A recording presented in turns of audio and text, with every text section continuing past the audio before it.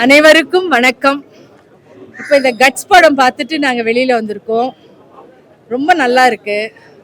தம்பி ரங்கராஜ் அவர் தான் தயாரிப்பு, இயக்கம், ஹீரோவும் அவர் தான் நடிச்சிருக்காரு.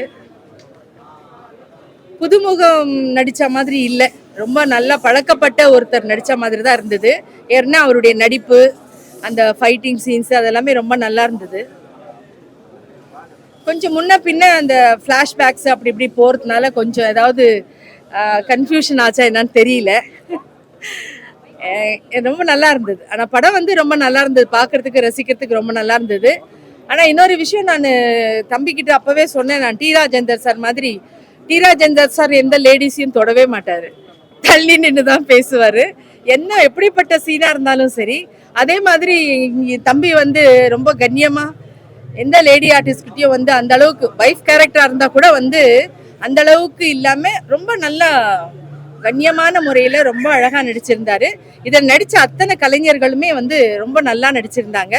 முக்கியமான விஷயம் அவங்கவுங்களே டப்பிங் பேசுனது பெரிய விஷயமா இருந்தது. ஏன்னா மலையாளம் பேசுறவங்களா இருக்கட்டும், அந்த இந்தி, அந்த கடைசியா ஒருத்தர் வில்லன் வராரு, அவரு கூட ஒரு இந்தின்னு நினைக்கிறேன் அவரு இல்லையா, அவரும் அந்த அந்த பாஷையில். ஏன்னா அந்த கேரக்டர் இல்லைன்னா நம்ம எப்பவுமே வில்லன்னா உண்மையிலேயே ஒரு பேஸ் வாய்ஸில் ஒரு வில்லனை ஒரு டப்பிங் ஆர்டிஸ்ட்டை போட்டுருவாங்க. பட் அதெல்லாம் இல்லாமல் அந்தந்த நேச்சுரலான அவங்கவுங்க வாய்ஸ் போட்டது ரொம்ப பார்க்குறதுக்கு நல்லா இருந்தது. மற்றபடி இந்த படம் 11ஆம் தேதி ரிலீஸ் ஆகுது. இதெல்லாம் நீங்கள்லாம் சேர்ந்து தான் எப்பவுமே நீங்கள் ஆதரவு கொடுப்பீங்க. எப்படி வர்றவங்களையெல்லாம் வாழ வைக்கும் சென்னை மாதிரி நிச்சயமாக புதுமுகங்களுக்கு நிறைய வரவேற்பு நீங்கெல்லாம் தான் கொடுப்பீங்க. ஏன்னா உங்க கையில தான் இருக்கு எல்லாமே, ஒருத்தரை உயர்த்துறதும் கீழே போடுறதும். அதனால இந்த தம்பியை நல்லா எல்லாருமா சேர்ந்து ஒரு நல்ல அவருக்கு ஒரு ஃபியூச்சரை கொடுக்கணும்னு உங்க எல்லாரையும் நான் கேட்டுக்கிறேன். நீங்க அத்தனை பேரும் இங்க இதை பார்த்ததே ரொம்ப சந்தோஷமான விஷயம். நிச்சயம் உங்களோட ஆதரவு இந்த மாதிரி கலைஞர்களுக்கு நிச்சயமா இருக்குன்ற நம்பிக்கை இருக்கு. இதுல இன்னும் தெரிஞ்ச முகங்கள் பார்த்தீங்கன்னா டெல்லி கணேஷ் சார் நடிச்சிருந்தாரு, அப்புறம் தீனா சார் நடிச்சிருந்தாங்க. மற்ற எல்லாருமே இது பிர்லா போஸ் நடிச்சிருந்தாரு. மற்ற எல்லாமே கொஞ்சம் புதுமுகங்கள் தான். பட் இருந்தாலும் அவங்கவுங்களுக்கு உண்டான கதாபாத்திரத்தை அவங்கவுங்க அழகா பண்ணியிருந்தாங்க. ரொம்ப நேர்த்தியா இருந்தது, ரொம்ப சந்தோஷமாவும் இருந்தது. இதுல நான் தம்பிக்கு அம்மாவா நடிச்சிருக்கேன். ஸோ எனக்கு நான் நடித்தது வரைக்கும் எனக்கு ரொம்ப மன திருப்தியாக இருந்தது, ரொம்ப சந்தோஷமாக இருந்தது. மற்றபடி நீங்கள் எல்லாம் சேர்ந்து இதை முன்னேற்ற பாதையில் கொண்டு போகணும்னு உங்கள் எல்லாரையும் தாழ்மையோட கேட்டுக்கிறேன். நன்றி. கொஞ்சம் சைலன்ஸ் டிஸ்டர்பன்ஸ் ஆகுது. எல்லாருக்கும் வணக்கம். என்னுடைய பேர் பிர்லா போஸ். தெரிஞ்சிருக்கும், நிறைய படங்கள் பண்ணியிருக்கேன். Guts written direct by Rangarajan. உண்மையாகவே இந்த நிலைமையில் எங்களுடைய டைரக்டர் அண்ட் இயக்குனர் அண்ட் ப்ரொடியூசரை பார்க்கறதுல உண்மையாகவே ரொம்ப சந்தோஷப்படுறேன். ரொம்ப நல்ல மனிதர். கிட்டத்தட்ட படம் பார்த்தேன், ரொம்ப சந்தோஷப்பட்டேன். உண்மையாகவே அவருடைய முதல் முயற்சியிலே இந்த அளவு ஒரு படத்தை எழுதி இயக்கி ப்ரொடியூஸ் பண்ணி நடித்து இந்த ஒரு இடம் வந்திருக்கிறதுக்கு அவர் எவ்வளோ கஷ்டப்பட்டிருப்பாருன்னு எனக்கு தெரியும். ஏன்னா நான் அமீர் சார் படம் ராம்லேருந்து நான் ட்ராவல் பண்ணிட்டு இருக்கேன். நானும் ஒரு 15 இயர்ஸ் கழிச்சு படம் பண்ணலான்னு ட்ரை பண்ணி, ஏன்னா அதோடைய பேர்டன், அதோடைய சுமை ரொம்ப பெருசுன்னு நான் பேக் ஆயிட்டேன். பட்டு என் இடத்துல ரங்கராஜன் சார் வச்சு பார்க்கும்போது உண்மையாகவே அவர் வின் பண்ணிட்டாரு. வாழ்த்துக்கள் சார். ரெண்டாவது பார்த்தீங்கன்னா இதில் ஸ்ருதி நாராயணன் அண்டு ரங்கராஜன் சாரோட காம்பினேஷன் ரொம்ப நல்லா ஒர்க் அவுட் ஆயிருக்கு. அந்த கெமிஸ்ட்ரி ரொம்ப நல்லா ஒர்க் அவுட் ஆயிருக்கு. அவங்க ஸ்ருதி நாராயணோட பர்ஃபார்ம் ரொம்ப நல்லா இருந்தது சார். டப்பிங் அவங்க தான் பண்ணாங்களா? ரொம்ப நல்லா வந்திருக்கு. எல்லாம் அந்த ஆர்டிஸ்ட் தான் நினைக்கிறேன். அப்புறம் நான்சி அண்டு இன்னொரு போலீஸ் கேரக்டர், அந்த காம்பினேஷனும் ரொம்ப நல்லா ஒர்க் ஆயிருக்கு. அப்புறம் அந்த குழந்தை ஷீலேகா மேமோட பர்ஃபார்மன்ஸு, நானும் அதில் ஒரு கேரக்டர் பண்ணியிருக்கேன். அப்புறம் ரொம்ப வருஷமா எனக்கு ஒரு குறை இருந்தது, டெல்லி கணேஷ் சார் கூட நான் ஒர்க் பண்ணதே இல்லை. அதில் எனக்கு இந்த படத்தில் அந்த வாய்ப்பு கிடைச்சது. அதுக்கு என்னுடைய நன்றி தெரிவிச்சுக்கிறேன் சார். உண்மையாகவே 2 பாட்டு ரொம்ப நல்லா இருந்தது. அது தாய் இறந்து அந்த மகன் உட்காந்து உண்மையாகவே ரொம்ப டச்சிங்காக இருந்தது. அப்புறம் யூடியூப்ல கிட்டத்தட்ட 1 மாசமாவே ட்ரெண்டிங்கா இருந்தது ஒரு சாங்கு. வேற லெவல்ல இருந்தது, ரொம்ப ரிலாக்ஸா இருந்தது. அப்புறம் லாஸ்ட்ல சாங் இருந்தது, கொஞ்சம் முன்னாடி டைட்டில் இருந்திருந்தா அது வேற மாதிரி இருந்திருக்கும்னு நினைக்கிறேன். ரொம்ப நல்ல சாங்கு அது கிளைமேக்ஸ் டைம்ல வச்சிருக்காங்க. உண்மையாவே கேமரா ஒர்க் வேற லெவல்ல இருந்தது. என்ட்ரி ரங்கராஜன் சாரோட அந்த ஒரு ஸ்டாமினா பார்த்தீங்கன்னா வேற லெவல். நிறைய கெட்டப்ஸ் பண்ணியிருக்காரு. ஒரு ஆர்டிஸ்டாக நான் பார்க்குறேன். உண்மையாகவே ரொம்ப சந்தோஷமா இருக்கு. பத்திரிகை மீடியா பீப்புள்ஸ் ஆதரவு கொடுத்து அவருடைய முயற்சியை வந்து பலனாக்கணும்னு கேட்டுக்கிறேன். ஆண்டவனுடைய அருள் அவர்கிட்ட என்னைக்கும் இருக்குன்னு சொல்லி இறைவனை வந்து வேண்டிக்கிறேன். நன்றி, வணக்கம்.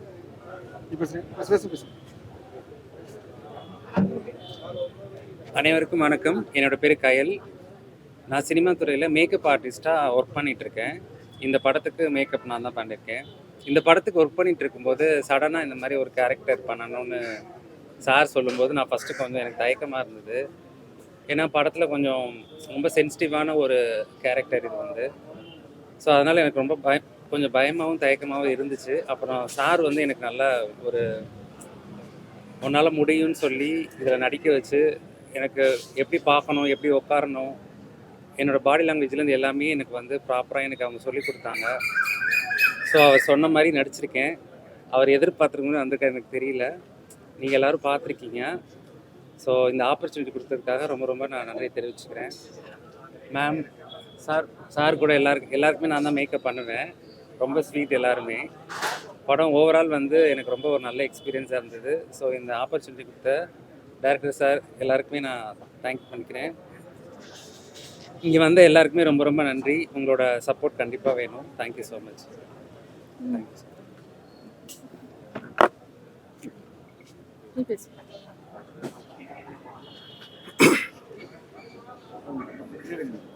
கலைத்தாய்க்கு என் முதல் வணக்கம்.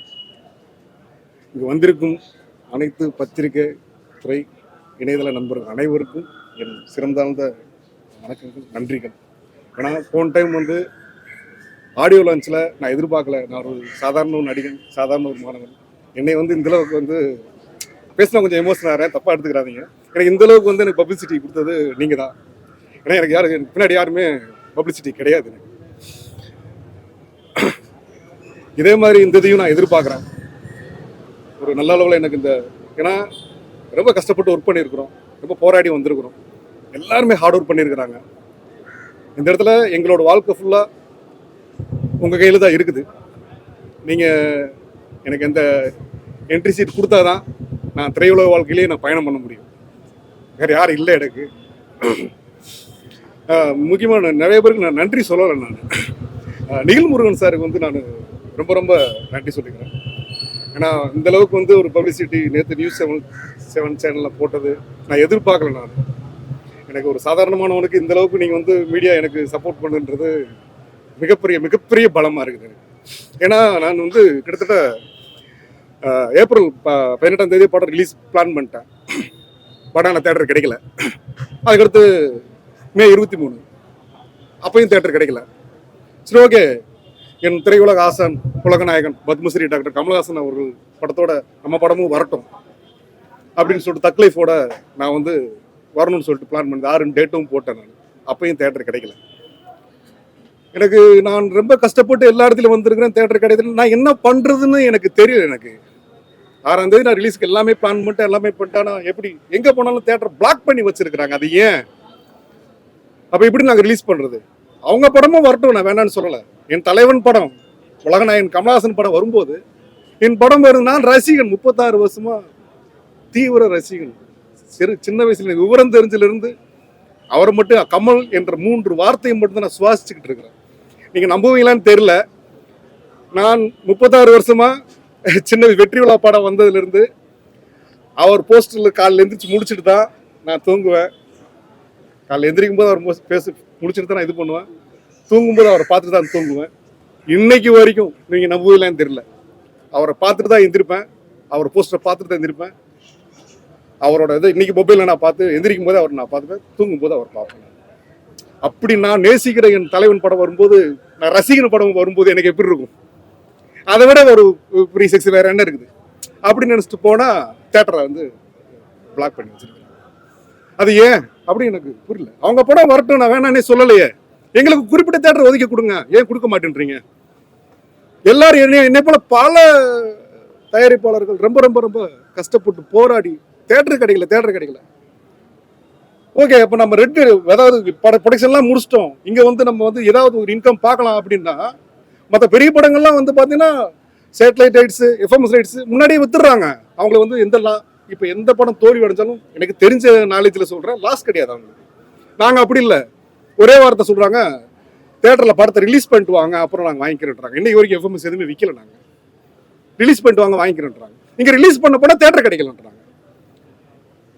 ரெட் ஜெயின் மூவிஸ் போகணும், அப்படி போகிறோம் அப்படின்னா அங்கே வந்து சின்ன படங்கள் பண்ண மாட்டோம் அப்படின்றாங்க. அது ஏன் அப்படின்னு எனக்கு தெரியல. படம் தரம் இல்லையான்னு எனக்கு சொல்லுங்க.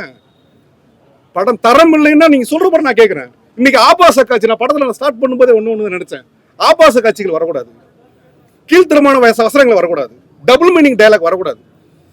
இதுல ஒண்ணுதான். ஏன்னா ஒரு அம்மாவும் ஒரு வயசு பையனும் போய் ஒரு படத்தை பார்க்கணும், ஒரு அப்பாவும் ஒரு வயசு பொண்ணு போய் ஒரு படத்தை பார்க்கணும். அவங்க ஒரு விரசம் இல்லாம ஒரு ஆபாசம் இல்லாம அவங்க ரசிச்சு சிரிக்கணும் அந்த படத்தை. இப்ப எப்படி இருக்குது இந்த படங்கள், உட்கார பார்க்க முடியுதா? அந்த கோவத்துலதான் எல்லாருமே சொன்னாங்க இந்த மாதிரி கிளாமர் வை, கிளாமர் அடி. எப்படி நம்ம கதை ஸ்ட்ராங்கா இருக்கும்போது நமக்கு ஏன் அந்த கிளாமர் தேவைப்படுது?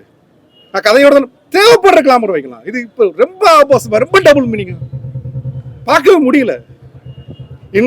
திரைப்படம் நான் வந்து எடுத்திருக்கிற இந்த படம் வந்து நான் வந்து பெருமைக்கு சொல்ல, தரமான படம். இது பிடிக்குதா உங்களுக்கு பிடிக்கலான்றது உங்களோட சாய்ஸ். ஏன்னா பத்திரிகையாளர் உங்கள் கையிலையும் தமிழக மக்கள் கையில் தான் இதோட இந்த வெற்றியும் உங்க கையில தான் இருக்குது. ஆனா படத்தை சரியா தயாரிக்கணும் என்னோட கையில் இருக்கு இல்லையா? நான் சரியான முறையில் நான் தயாரிச்சிருக்கிறேன். நான் இப்படி எல்லாம் நான் பண்ணி எல்லாத்தையுமே நான் கொண்டு வந்து வச்சேன்னா சின்ன படங்களை வந்து வாங்க மாட்டோம். போட்டிக்கு வந்து நான் என்ன சொல்றேன்னா, நீங்களும் வாங்க நாங்களும் வர்றோம். நீங்க 500 தேட்டர் வாங்கினா எனக்கு ஒரு 100 தேட்டர் கொடுங்க. அப்பதானே யார் ஜெயிக்கிறாங்கன்னு தெரியும், யார் பெர்ஃபார்ம் பண்றாங்கன்னு தெரியும். எங்களுக்கு களத்திலேயே வந்து ஒரு ஓட்டப்பந்தயம் நடக்குது, நீங்க எல்லாம் முன்னாடி ஓடுறீங்க, நான் வந்து என்னை காலை கட்டி விட்டா நான் எப்படி சார் ஓடுறது? நான் எப்படி ஓடுறது? தவழ்ந்து வந்திருக்கேன் சார் இந்த இடத்துக்கு தவழ்ந்து வந்திருக்கிறேன். நான் ரொம்ப போராடி இந்த இங்க வந்து இது எனக்கு இது போதும் சார், இங்க வந்து நிப்பாட்டு எதுக்கு உங்க கையில தான் இருக்குது. தவழ்ந்து இந்த இடத்துல வந்து நிக்கிறேன். நான் அவ்வளவு வழிகள் சார். எனக்கு எங்க போனாலும் படத்தை வாங்க மாட்டேன். ஏன் படத்தை பார்க்காம எப்படி சார் நீங்க வாங்க முடியும்னு சொல்ல முடியும்? படத்தை நீங்க வந்து பார்க்கவே இல்லை, படத்தை பார்த்துட்டு நீங்க குறை சொல்லுங்க, சரியில்லை ஏதாவது தப்பா இருக்கு நீங்க சொல்லுங்க, நான் கேட்கிறேன். ஆனா பெரிய எப்படி இருந்தாலும் நீங்க வந்து இன்னைக்கு நான் சொல்ல விரும்பல, நிறைய படங்கள் போய் பார்க்க முடியலன்னு சொல்றாங்களே. இன்னைக்கு என் படம் 6ஆம் தேதி வந்திருந்தேன்னா என்ன என் தலைவர் கூட எங்க வந்திருக்கும் போது அது எப்படின்னு தெரிஞ்சிருக்கலாம். இன்னைக்கு இது வர்ற வாரம் அந்த படம் ரிலீஸ் ஆகுது. பத்திரிகை நண்பர்களாகி நீங்க எல்லாரும் எனக்கு சப்போர்ட் பண்ணணும், ஆதரவு அளிக்கணும். நான் ரொம்ப வழிகளை தாண்டி வந்திருக்கிறேன். நீங்க மட்டும்தான் எனக்கு எல்லாமுமா நினைக்கிறேன். நான் ஏன்னா எனக்கு வந்து இப்போ வெளியூர்லயோ எந்த ஒரு படம் செலவு பண்ணி எனக்கு பப்ளிசிட்டி பண்ண எனக்கு இல்லை, சோர்ஸ் இல்லை. அதே மாதிரி இன்னொரு சின்ன ஒரு விஷயம் நான் சொல்லிக்கிறேன். எல்லாருமே வந்து இந்த படம் வந்து 300 கோடி 400 கோடியில் 500 கோடியில் தயாரிக்கும் போது நம்ம மக்கள் எல்லாமே என்ன செய்யறாங்கன்னா, இந்த படம் 1000 கோடி அடிக்கணும் அப்படின்ற ஒரு 500-1000 கோடி அடிக்கணுன்ற பயங்கரமான ஆசைப்படுறாங்க. நானும் அதை வரவேற்கிறேன். ஆனா அப்படி நீங்க வந்து ஜெயிச்ச பிறகு அந்த பணத்தை ஒரு தனிநபர்ல எடுத்துட்டு போறீங்க. என் திரையுலகை சார்ந்த ஒரு என் மக்களுக்கு நீங்க என்ன பண்ணீங்க? அவங்க தானே இந்த படத்தை கொண்டு போய் சேர்க்கிறாங்க, அவங்க தானே பார்க்க வைக்கிறாங்க. அவங்களுக்கு என்ன சார் பண்ணீங்க? ஒரு லாபத்தில் ஒரு குறிப்பிட்ட % கொடுங்க. இன்னைக்கு 500 கோடி செலவு பண்றீங்க, ஒரு 1000 கோடி வருது. இந்த கோடிகள்ன்றது உங்களுக்கு சாதாரணமா இருக்கலாம், எங்களுக்கு மிகப்பெரிய விஷயம். அந்த பணத்தை நீங்க ஏன் மக்களுக்கு கொடுக்க மாட்டேன்றீங்க? அனௌன்ஸ் பண்ணுங்க சார். இப்போ வந்து ஒரு படம் தயாரிக்கிறோம், இவ்வளவு தயாரிச்சிருக்கோம், பப்ளிசிட்டி வரைக்கும் மீடியாவை தேடுறீங்களே, பத்திரிகை துறையை தேடுறீங்களே, படம் முடிஞ்ச பிறகு விட்டுறீங்களே, அடுத்த படத்தை தான் திரும்ப வர்றீங்க. படம் முடிஞ்ச பிறகு இவ்வளவு எனக்கு செலவு பண்ணிருக்கோம், இவ்வளவு வந்திருக்குது. எனக்கு இந்த சினிமாவை சார்ந்தவர்களும் மக்களும் வந்து அவ்வளவு எங்களுக்கு சப்போர்ட் பண்ணிருக்கிறாங்க. இந்த கொடுப்போம், அள்ளி கொடுப்போம், 200 கோடி கொடுக்கலாம், என்ன கெட்டு போகுது? டக்குனு ஒரு படம் வந்தமே ஒரு 100 கோடின்றா 200 கோடின்றா. ஏன் எதுக்கு? மக்களுக்கு நீங்க என்ன பண்ணீங்க? சினிமா துறைக்கு நீங்க என்ன பண்ணீங்க? நீங்க இதை பண்ணாலே நாடு ஆட்டோமேட்டிக் நல்லா இருக்குங்க. அதாவது மிகப்பெரிய வார்த்தைகள் ஏதாவது பேசியிருந்தா நீங்க தப்பா எடுத்துக்கிட்டாதீங்க. எனக்கு மனசுல இருக்கிற வழிகளை தான் நான் சொல்றேன். நான் நீங்க எல்லாரும் எனக்கு சப்போர்ட் பண்ணி நல்லபடியா கொண்டு வரணும் அந்த படத்தை. நன்றி. இந்த கேள்வி வந்து பாத்தீங்கன்னா, நான் போராடிட்டு இருக்கும்போது பாத்தீங்கன்னா நான் எங்க நிறைய ஆமா சார் ஆமா சார் ஆமா கமலஹாசன் அதான் கொஸ்டின் இருக்கும். சார் இவ்வளவு நேரம் கஷ்டப்பட்டு நீங்க வந்து கத்திட்டே இருந்தீங்க, எங்க படம் தேட்டர் கொடுக்கல, ரெட் ஜாயின்ட்லாம் கொடுக்கல. ஆமா சார். நீங்க படம் எடுக்கும்போது சுதி நாராயணன்ற கேரக்டர் யாரு? இப்ப சுதி நாராயண் நயன்தாரா அளவுக்கு போஸ்டர்ல வந்து ரங்கராஜ் ஆஷ் சுதி நாராயண் போடுறீங்க, ஏன் பிரில்லா போஸ்டர் போடுங்க, அந்த இவங்கள போட்டு இல்ல சார், அதாவது இல்ல சார், நாங்க ஸ்டார்டிங்ல வந்து இந்த கேரக்டர் செலக்ட் பண்ணும்போது செலக்ட் பண்ணும்போது பெரிய ஆர்டிஸ்டா இருந்தாங்களா அவங்க? இல்ல, அப்படி எப்படி அவங்க பேரை அதான் சார், அந்த செலக்ட் பண்ணும்போது அந்த கேரக்டர் பெக்யூலரியான கேரக்டர், அதான் வந்து ட்ரெய்லரோட கட் பண்ணிருக்க மாட்டேன். அவங்க சிங்கிள் ஷாட் ஒன்று இருக்குது, பார்த்துருப்பீங்க. சிங்கிள் ஷாட் ஒன்று பார்த்துருப்பீங்க, 12 நிமிஷம் சிங்கிள் ஷாட். அவங்க பண்ண ஹார்ட் ஒர்க் இருக்கீங்களா, சுருதி நாராயணன் வந்து சும்மா சொல்லக்கூடாதுங்க, பயங்கரமான ஒரு பெர்ஃபார்மர். நான் அவங்கள இந்த சம்பவங்கள் இப்போ நடந்தது எனக்கு தெரியாது. ஸ்டார்டிங்கில் வந்து அவங்க நான் ஆடிஷன் வைக்கும்போது அப்படியே ஒரு மீன்காரியா பண்ண புடவை எடுத்துகிட்டு வந்து மீன்காரியை நடிச்சு காட்டினாங்க. அவங்க அந்த பெர்ஃபார்ம் பார்த்து அடுத்து கொண்டு வரும்போது சிங்கிள் ஷாட்டில் அவங்க பட்ட கஷ்டம் அதை நான் லைவாக பார்த்துருக்கிறேன். நான் அந்த வலி இன்னைக்கு அவங்களுக்கு இருக்கிற ஒரு அவப்பெயரோ, தப்பா எடுத்துக்கிறாதீங்க சுருதி, அந்த அவப்பெயர் மாறணும். அவங்களும் ஒரு பொண்ணு தானே, தப்பு பண்ண மனுஷனே கிடையாதுங்க, தப்பு பண்ண மனுஷனே கிடையாது. ஒரு தவறு நடந்துருச்சுங்க, அதை பொண்ணை வாழ விடுங்க, எல்லாருமே வாழட்டும். நல்ல பயங்கரமான பெர்ஃபார்மன்ஸ், அதனால தான் சுருதி நாராயணன் நான் போட்டேன்.